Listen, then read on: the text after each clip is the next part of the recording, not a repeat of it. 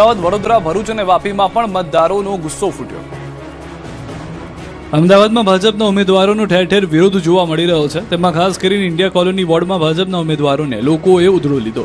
India colony વિસ્તારમાં ભાજપના ઉમેદવારનો દરરોજ અલગ અલગ સ્થળો પર વિરોધ જોવા મળી રહ્યો છે. ઇન્ડિયા કોલોની વોર્ડના ભાજપના ઉમેદવારનો વિરોધ કરવામાં આવ્યો. સ્થાનિક લોકોએ અલગ અલગ પ્રશ્નોને લઈને ઉમેદવારોને કામો ન થયા અંગે ફરિયાદ કરી.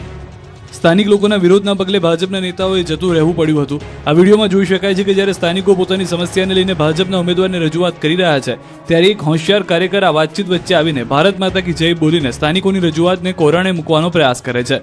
પરંતુ જાગૃત સ્થાનિકોએ રાષ્ટ્રવાદ પાછળ સમસ્યાનો ઢાંક પીછોડો કરતા કાર્યકરને ઓળખી તેનો બરાબરનો ઉધડો લઈને ત્યાંથી રવાના કરી દીધો હતો.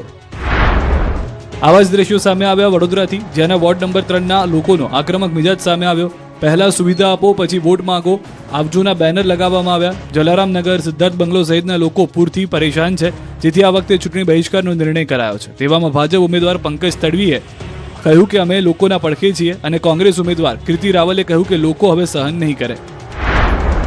ભરૂચમાં પણ મતદારોનો આક્રોશ સામે આવ્યો છે. શહેરમાં મતદારોનો મૂડ બદલાતો જોવા મળી રહ્યો છે. નગરપાલિકાની ચૂંટણીને લઈને મતદારો હવે સક્રિય બની પોતાનો પ્રશ્ન ઉઠાવી રહ્યા છે. શહેરના લિંક રોડ પર આવેલી ગણેશ ટાઉનશીપમાં રહીશોએ બેનરો લગાવીને રાજકીય પક્ષોને ઉમેદવારોને સ્પષ્ટ સંદેશ આપ્યો કે પ્રજાની એક જ માંગ, પહેલા કામ કરો પછી જ મત માંગવા આવો. આ વખતે મતદારો માત્ર વચનો નહીં પરંતુ વાસ્તવિક વિકાસના કામોને મહત્વ આપી રહ્યા છે અને જવાબદારીની માંગ કરી રહ્યા છે.